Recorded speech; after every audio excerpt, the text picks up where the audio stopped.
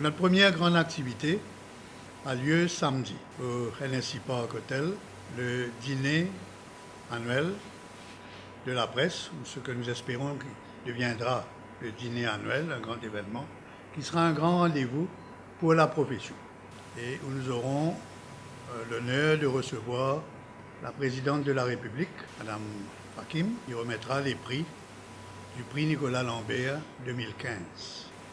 Alors, nous avons souhaité faire coïncider le dîner, qui est l'occasion d'une grande rencontre, avec le redémarrage du prix Nicolas Lambert.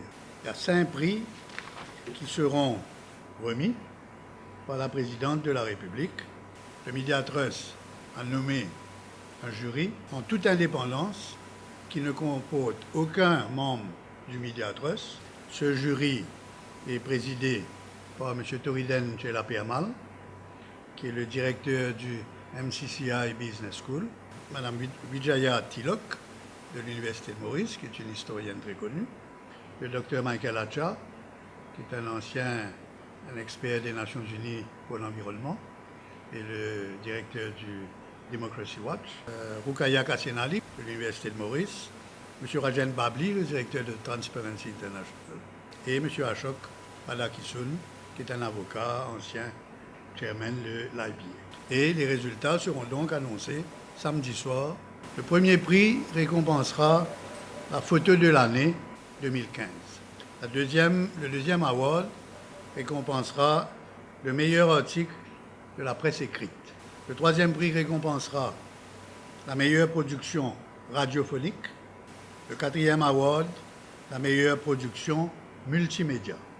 Et cinquièmement, le meilleur article d'investigation. Nous allons accueillir au Media Trust pendant quelques jours M. Laurent Geoffrin, qui est le directeur de Libération. Alors, à notre invitation, M. Laurent Geoffrin fera 2 conférences.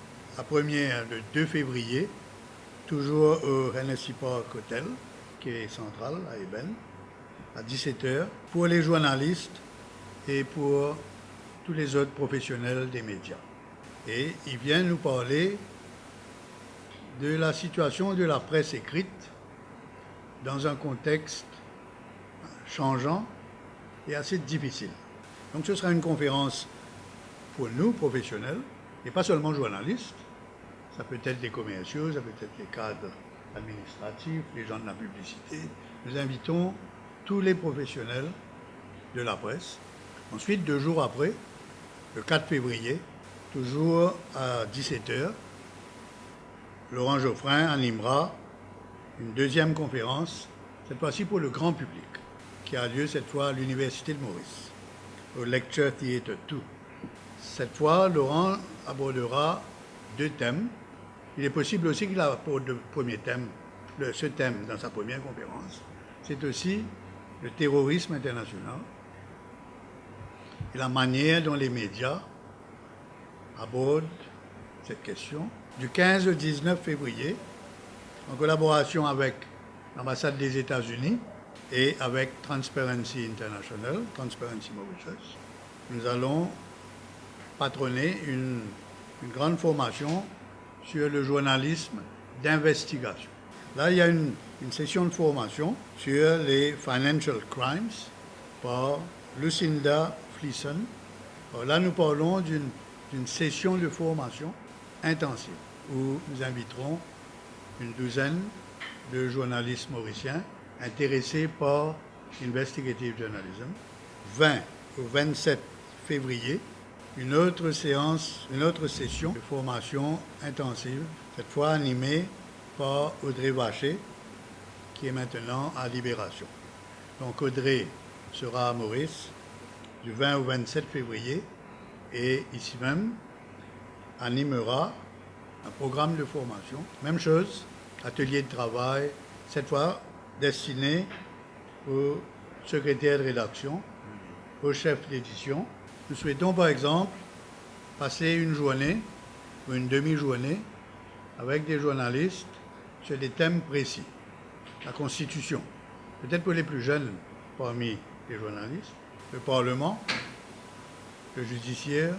Nous avons la grande chance au Media Trust d'avoir le soutien de plusieurs chancelleries étrangères, plusieurs ambassades, qui nous ont proposé de nous aider à la fois par l'envoi de formateurs ici à Maurice et par l'offre de stages à l'étranger.